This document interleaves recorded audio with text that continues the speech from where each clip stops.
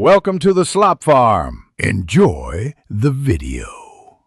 You grab the medkit and check contents immediately: bandage, antiseptic, pain med. Start treating the biggest threat first, severe bleeding, because stopping blood loss saves life. Apply direct pressure or a tourniquet while keeping the wound elevated if possible.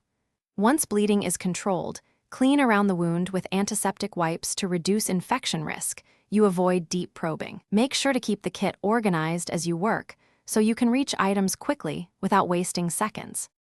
You now perform the detailed care. Gently clean wound edges with antiseptic. Do not pour liquid into deep cavities because that risks driving contaminants deeper. Pat dry with sterile gauze, then lay the sterile dressing over the wound and secure it with tape or a wrap. Ensure the wrap isn't so tight that it cuts off circulation. If pain meds are included, give the recommended dose and note the time.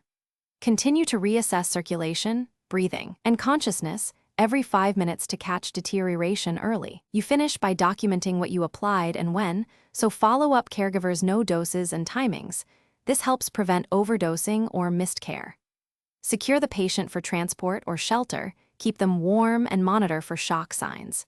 If bleeding restarts, reapply pressure, recheck the tourniquet placement, and change to a fresh dressing. Persistent bleeding means you tighten temporary measures and prepare evacuation. Troubleshooting tip: if infection or systemic symptoms appear, prioritize rapid evacuation.